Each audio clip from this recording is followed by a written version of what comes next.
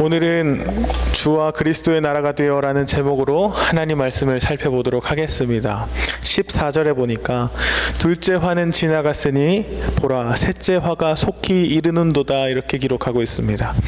요한계시록의 구조가 워낙 복잡하다 보니까 이게 잘 헷갈릴 수 있습니다. 여기 보면 둘째 화가 지나갔다라고 하는데 이건 언제 지나갔는지, 또 셋째 화가 이른다고 했는데 이 셋째 화는 도대체 무엇인지 쭉 달려왔는데도 이게 잘 헷갈리실 수 있을 것 같습니다. 그래서 잠깐 짚고 넘어가는 것이 필요하다고 생각합니다. 요한계시록은 종말의 심판을 이야기하는 책입니다. 이것을 세 가지 심판을 통해서 이야기하고 있는데, 첫 번째 7인의 심판이 등장을 합니다. 그리고 두 번째가 7 나팔의 심판이 등장을 하고, 마지막이 7 대접 심판이 등장을 하죠. 근데 이게 잘못 해석을 하게 되면 어떻게 풀어나가냐면, 이게 연속적으로 일어나는 일이구나. 7인 재앙 끝나면 7 나팔이 나오고, 7 나팔 끝나면 7 대접 나와서 이제 세상이 끝이 나는구나, 이렇게 읽을 수가 있는데 이건 잘못된 해석입니다. 이 세 가지 심판은 모두 다 한 가지 사건을 다각도에서 각자의 관점에서 이야기하고 묘사한 겁니다. 그러니까 이게 연속적으로 일어나는 게 아니라 각각 강조하고 싶은 메시지가 있고 그것을 드러내는 방법들이 다른 것뿐이지, 모두 다 하나님이 종말에 이 세상을 심판하실 것들, 하나님의 나라를 어떻게 완성하실 것인지를 이야기하고 있는 거죠.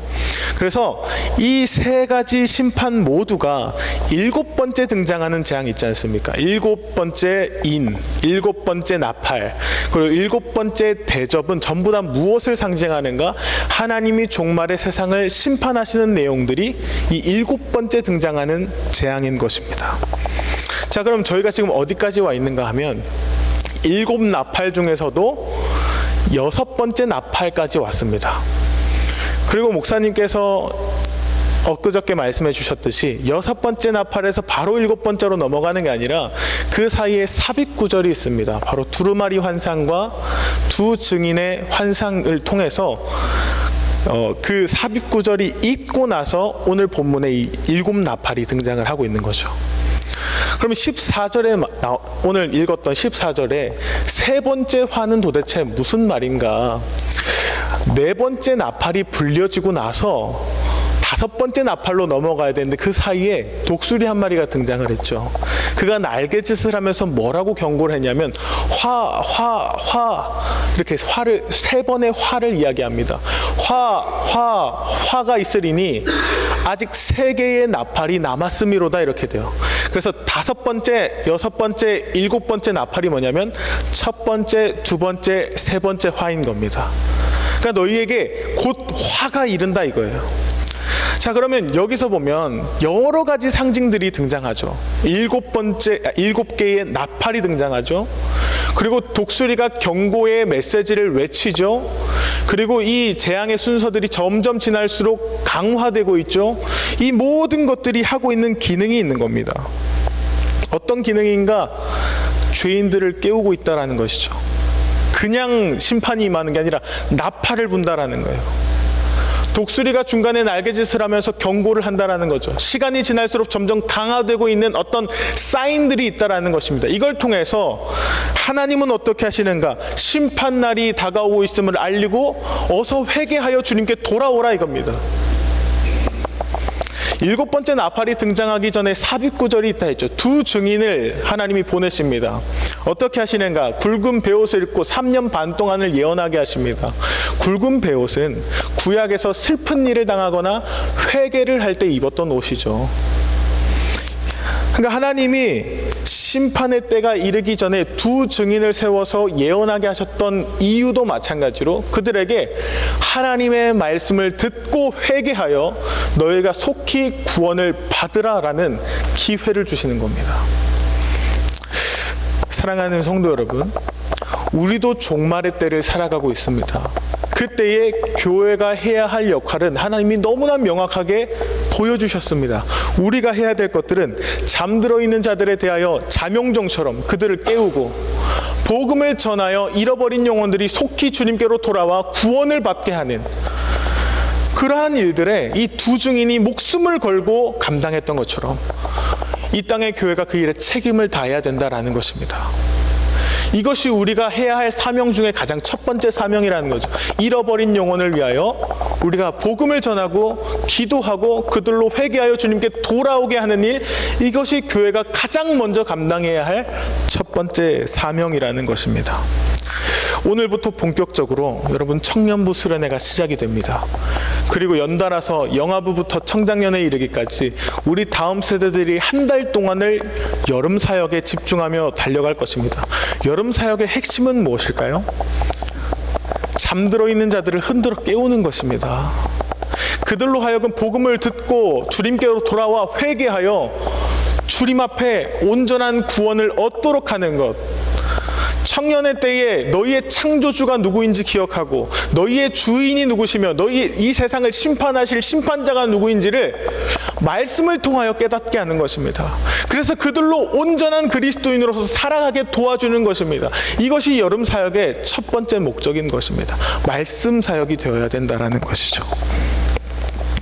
사랑하는 성도 여러분, 이번 한 달 동안 우리가 이 모든 일들은 사역자들에게, 모든 일들은 교사에게 넘기기보다도 함께 기도로, 함께 눈물로 동참해 주시기를 주님의 이름으로 부탁드립니다. 15절로 넘어가도록 하겠습니다. 15절에 일곱째 천사가 나팔을 불매 하늘에 큰 음성이 나서 이르되 세상 나라가 우리 주와 그의 그리스도의 나라가 되어 그가 세세토록 왕노릇하시리로다 하니, 일곱 번째 천사가 나팔을 불더니 큰 음성이 나서 세상 나라가 우리 주와 그의 그리스도의 나라가 되었다라고 외칩니다. 일곱째 나팔은 심판을 이야기한다라고 했죠. 근데 이 심판을 어떻게 표현하냐면 너에게 심판이 임했어, 너희가 멸망을 당할 거야, 너에게 하나님의 진노가 임했어, 이렇게 말하는 게 아니라 세상 나라가 우리 주님의 나라가 되었다라는 겁니다. 이 세상 나라는 우리가 살고 있는 이 세상을 말합니다. 죄가 만연하고 악한 권세가 통치하는 이 세상의 모든 권세가 우리 주님께로 넘어가게 된다는 겁니다. 이 모든 통치권이 주님께로 종속되고 주님은 이 온 세상 만유의 주가 되고 만왕의 왕이 되신다라는 것이죠. 여러분, 이 표현이 왜 중요하냐면 하나님 나라가 어떠한 것인지를 보여주기 때문입니다. 우리는 하나님 나라를 생각할 때 하늘의 하나님 나라를 생각을 합니다. 그래서 심판날에 이 세상은 하나님이 신자들을 구출해내는 공간 정도로만 우리는 생각하지, 이 세상이 하나님의 나라가 될 것이라는 생각은 우리는 좀처럼 못할 때가 많습니다. 그래서 심판날 이 세상은 폐기 처분되고 신실한 신자들은 새로운 공간으로 옮겨지는 그러한 상상을 하죠. 근데 여러분, 만약에 우리가 상상한 것처럼 이 땅은 폐기 처분하여 완전히 저주를 받게 되고 우리는 저 하늘에 있는 천국으로 옮겨지게 된다면 어떤 게 문제가 생기느냐? 하나님의 전지전능이 실패하게 되는 겁니다. 하나님의 창조 계획은 실패로 돌아가게 되는 거죠. 이 땅은, 이 세상은 하나님의 실패작이 되는 겁니다. 그리고 전지전능하신 하나님의 이름은 모욕을 당하게 되는 것이죠. 마치 이런 겁니다. 화가가 어떤 그림을 그리다가 계획에 어긋난 어떤 얼룩이 튄 겁니다. 그래서 아예 망했어 하고 이 도화지를 버리고 새로운 도화지를 꺼내서 그림을 그리는 겁니다. 그렇게 되면 이 화가의 실력은 인정은 받게 되지만 사람들은 그 화가를 보고 이렇게 얘기하는 겁니다. 저 사람도 실수할 줄 아는구나, 이렇게 본다라는 거죠. 마치 버려진 도화지를 보면서 저 화가도 실수할 줄 아는구나. 마치 심판이 그렇게 여겨질 수 있다는 겁니다.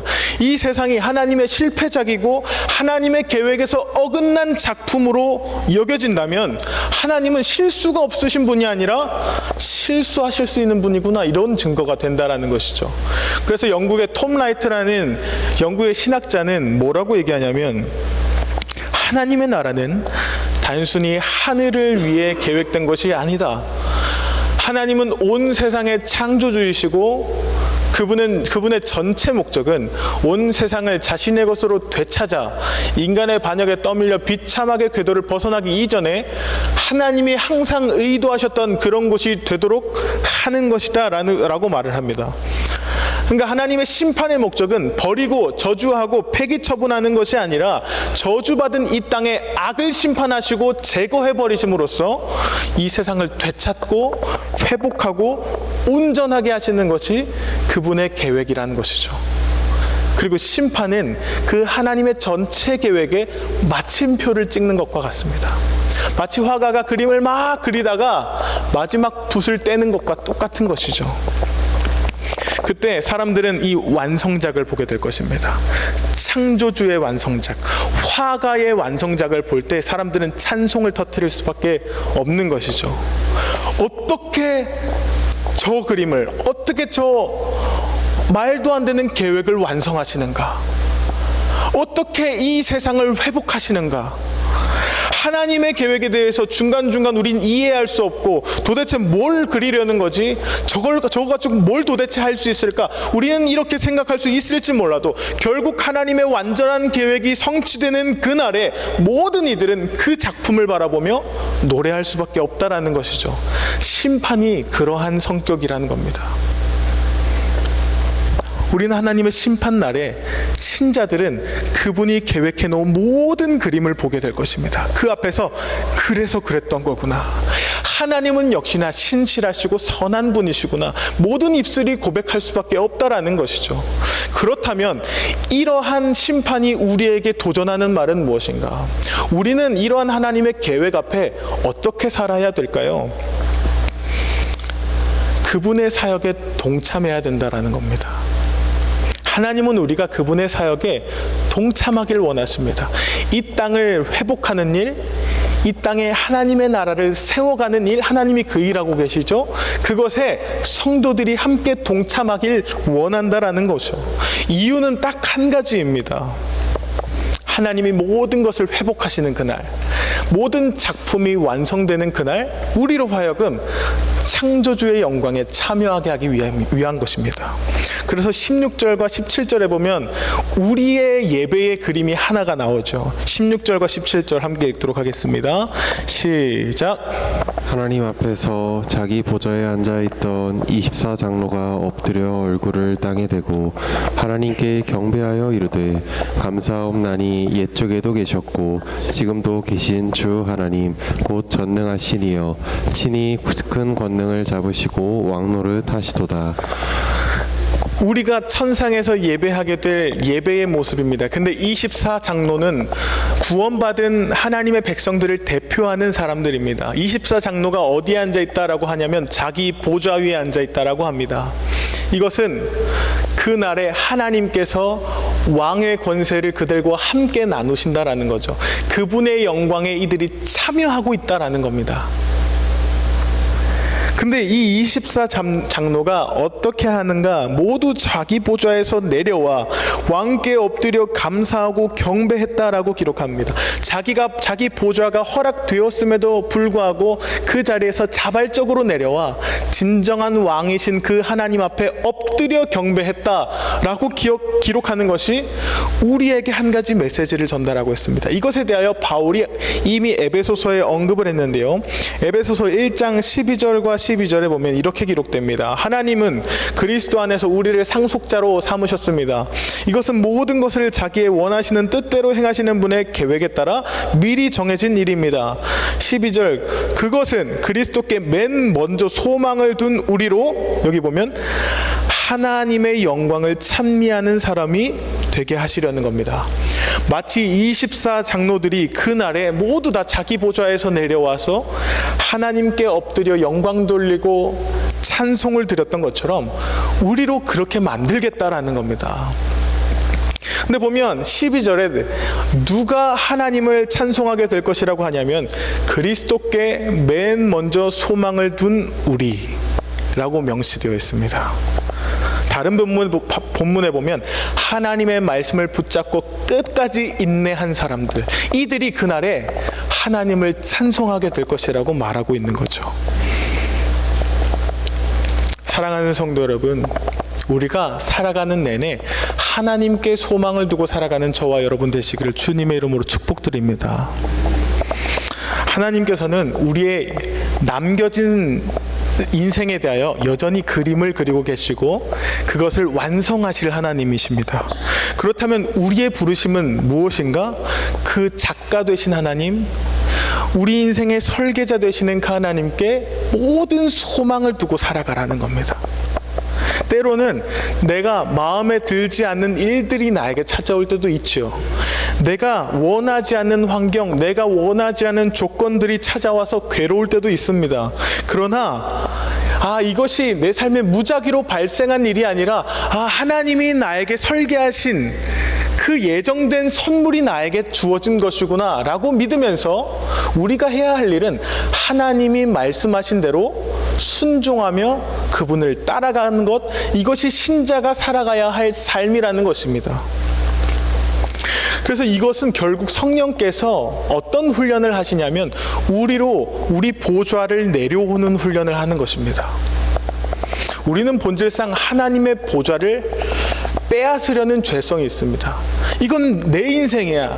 내가 왕이고 내가 보좌에 앉아야 되라는 죄성이 우리 가운데 있습니다. 그래서 데이비드 폴슨이라는 목사님은 우리의 죄성에 대해서 뭐라고 설명하냐면 운전을 하다가 화가 나는 이유는 뭐냐는 겁니다. 여러분, 운전하다가 왜 그렇게 우리는 화가 많이 날까요? 세상이 내 마음대로 안 되기 때문입니다. 갑자기 깜빡이도 안 켜고 내 앞에 차가 끼어들고 앞에 있는 차는 무슨 운전을 저딴 식으로 하고 왜 이렇게 차는 꽉 막혀가지고 앞으로 나아가지를 않고, 이럴 때마다 우리가 화가 나는 이유는 무엇입니까? 세상이 내 마음대로 움직여주질 않는 거죠. 그게 무슨 의미인가 하면 내가 하나님이라는 겁니다. 내 인생의 보좌에 내가 앉아있는데 세상이 내 말을 안 들어준다라는 것입니다. 이건 운전뿐이 아니죠. 내 가족들이, 나의 직장 동료들이, 또 내가 하는 모든 일들이 내 뜻대로 되지 않을 때 우리는 화를 냅니다. 그 이유는 딱 하나입니다. 내가 세상의 보좌에 앉아있는데 왜 세상이 내 마음대로 안 되는가? 이래서 우리는 화를 낸다라는 거죠. 그래서 성령께서는 자꾸만 이러한 보좌를 찬탈하려는 우리의 죄성을 누르고 어떻게 하게 하시는가? 우리의 보좌를 내려오는 훈련을 시키시는 겁니다. 내 뜻대로 되는 게 하나도 없구나. 내가 하나님이 아니구나. 내가 할 수 있는 건 아무것도 없구나. 이것들을 깨닫게 하실 때 우리는 감지해야 되는 겁니다. 지금 이 상황은 내가 보좌에서 내려오라는 말씀이시구나. 그리고 이 보좌를 하나님께 돌려드리라는 의미이구나. 우리 평생에 이 훈련을 시키실 겁니다. 이유는 그 영광의 날에 장로들이 어떻게 하고 있죠? 자기 보좌가 있음에도 불구하고 자발적으로 내려와 하나님 앞에 영광을 돌리고 있지 않습니까? 이러한 온전한 관계, 하나님을 가장 사랑하고 소망하는 그 관계로 우리를 초청하기 위해서 이 훈련을 성령께서 시키신다라는 것이죠. 18절로 넘어가겠습니다. 18절 함께 읽도록 하겠습니다. 시작.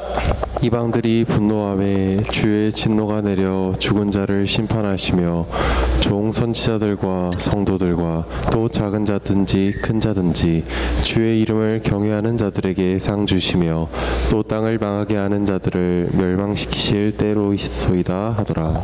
하나님께서 그 심판하실 때 이방 나라들이 하나님께 분노했다라고 합니다. 고대 근동에서 왕이 즉위를 하게 되면 여러 지역에서 모두 다 왕을 환영하기보다 반란과 반역 행위들이 많이 일어났습니다. 그래서 그들은 얼마 못 가 그들이 내었던 그 분노는 더 큰 분노로 진압이 되었죠. 그래서 새로운 왕이 즉위됐을 땐 충성했던 신하들에 대하여서 왕은 보상을 주고 자기들에게 반역했던 자들에 대하여 이 왕은 엄중한 처벌을 내렸던 겁니다. 마찬가지로 하나님께서 심판주로서 온 우주를 다스리시고 통치하시는 왕이 되셨을 때, 지금도 왕이시지만 이 악의 권세를 몰아내시고 온 우주가 주님의 권세 아래 놓이게 되었을 때 하나님도 마찬가지로 충성한 자들에 대하여서는 보상과 위로를 허락하시고 반역한 자들에 대해서는 그 진노보다 더 크신 진노를 그 위에 쏟아 놓으신다라는 겁니다. 이 18절의 내용은 시편 2편의 내용을 인용해 와서 기록된 말씀인데요. 시편 2편에 보면 악인들이 하나님께 대적하는 이유가 등장을 합니다. 1절부터 3절을 제가 읽어드리겠습니다. 어찌하여 이방 나라들, 여기도 이방 나라가 나오죠. 이방 나라들이 분노하며 민족들이 헛된 일을 꾸미는가.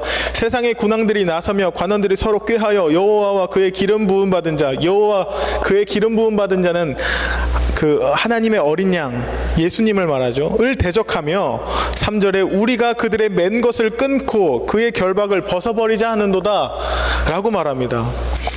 그러니까 반역자들이 무엇을 외치는가 3절에 보니까 그들의 맨 것을 끊고 그의 결박을 벗어버리자라고 합니다. 세번역 성경에 보면 이 족쇄를 벗어버리자, 이 사슬을 끊어버리자 이렇게 얘기합니다.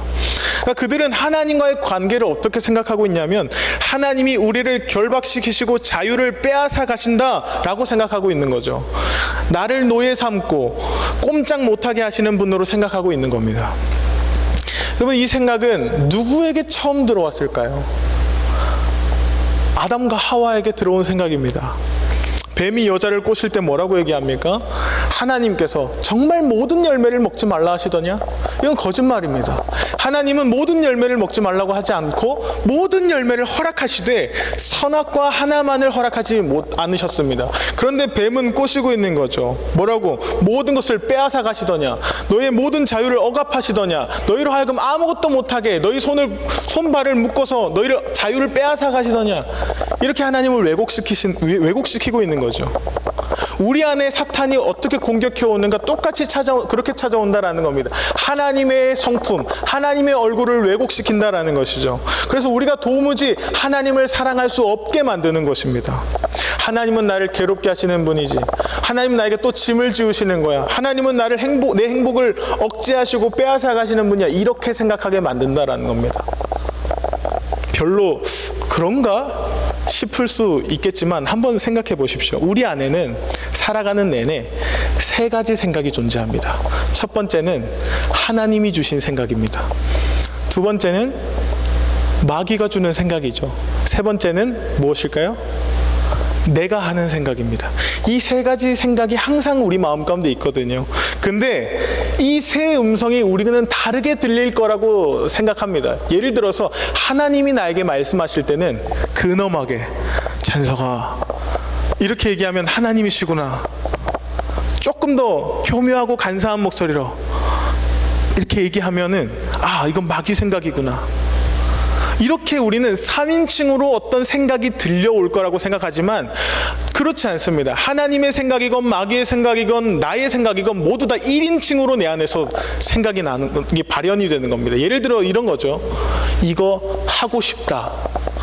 이거 안 하고 싶다. 아 이거는 해야겠다. 이건 하지 말아야겠다.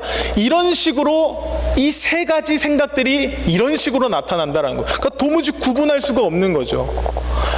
교회에 나가고 싶다. 저 사과를 따먹고 싶다. 아, 그냥 이번에 예배 안 나가고 쉬고 싶다. 이 모든 내가 하는 생각 같지만 이것은 하나님이 주시던 마귀가 주시던 마귀가 주던 내가 하는 생각 중에 하나라는 것이죠. 그러면 어떻게 우리는 이걸 구분할 수 있을까요? 어떻게 사탄의 공격을 통해서 우리의 마음을 지킬 수 있을까요? 딱 하나입니다. 우리는 우리 자아에서 하는 말들을 믿어서는 안 됩니다. 우리의 자아가 우리에게 말을 걸어오도록 하는 것이 아니라 우리가 우리 자아에게 먼저 말을 걸어야 됩니다. 무엇을 통해서? 진리의 말씀을 통해서. 시편 42편 5절에 이렇게 얘기하죠. 내 영혼아 내가 어찌하여 낙심하며 어찌하여 내 속에서 불안해하는가. 너는 하나님께 소망을 두라. 자 영혼에게 선포하고 있죠. 너는 하나님께 소망을 두라. 그가 나타나 도우심으로 말미암아 내가 여전히 찬송하리로다. 하나님의 말씀을 가지고 소망의 메시지를 내 영혼에게 선포하고 있는 겁니다. 우리 안에서는 낙심하고 불안해하고 여러 가지 생각들이 올라오시면 그걸 차단하고 오직 하나님의 말씀, 진리 되신 그 말씀만 우리 마음 가운데 선포하는 것이죠. 이것이 우리 마음에 있는 모든 교만한 생각을 몰아내고 성령께서 우리 마음을 주장하시도록 도와줄 것입니다. 이게 성령의 전신갑주에 나오는 말씀의 검인 것이죠. 말씀으로 영혼에게 선포하는 겁니다. 그래서 오늘 키워드를 이렇게 잡았습니다. 소망입니다. 소망. 엘피스라고 하는데요. 소망은 하나님께 대한 확고한 신뢰와 약속에 대한 믿음입니다. 그러니까 하나님의 말씀을 믿고 신뢰하는 것이죠. 소망은 눈에 보여지는 것이 아니라 보이지 않지만 하나님의 말씀이 주어졌으니 이 말씀 붙잡고 소망을 가지고 오늘을 사는 성도들의 모습이 되어야 될 줄 믿습니다. 말씀을 마치도록 하겠습니다. 사랑하는 성도 여러분, 심판은 결국 오늘의 삶을 다르게 만듭니다. 하나님의 나라가 있구나, 이것을 기억하며 살아가는 사람은 오늘 살아가는 삶의 태도가 달라진다라는 것입니다. 소망을 품고 하나님의 말씀을 우선으로 앞세우며 그 말씀으로 내 영혼에게 선포하며 삶을 살아가는 사람은 성령의 인도하심, 성령의 통치를 받으며 살아가게 될 줄 믿습니다. 오늘부터 시작되는 여름 사역이 왜 더 중요한지 여러분, 우리 오늘 말씀을 통해 배웠습니다. 하나님의 말씀은 결국 소망을 가진 자들에게 반드시 필요한 일이고, 이건 강조하고 또 강조해도 지나치지 않은 것입니다. 우리 다음 세대들이 말씀을 가진 자로, 말씀을 그들의 기준 삼는 자들로 살아갈 수 있도록 여러분 정말로 마음을 쏟아 눈물을 뿌려가며 이 다음 세대를 위하여 기도해 주시기를 주님의 이름으로 부탁드립니다. 기도하겠습니다. 하나님은 우리를 사랑하셔서 찢으신 우리를 붙이는 분. 하나님은 신실하셔서 죄인들의 아바 되어 주시네. 아버지, 우리는 죄 지었습니다. 끝까지 따르지 않았습니다. 이제는 하나님 뜻 지키렵니다. 이마저 주님이 이루심입니다.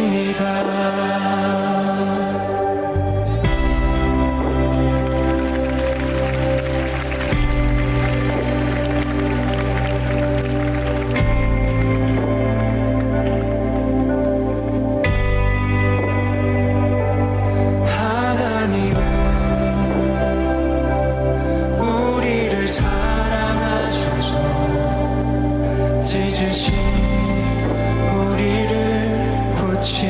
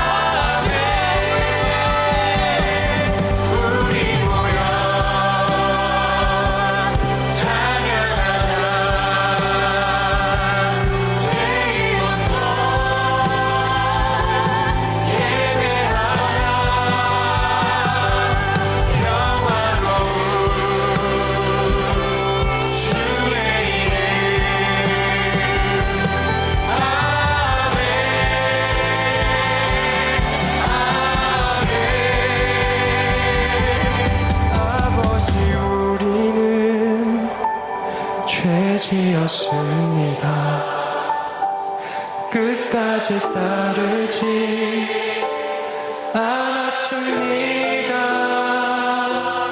이젠 하나님 뜻 지키렵니다.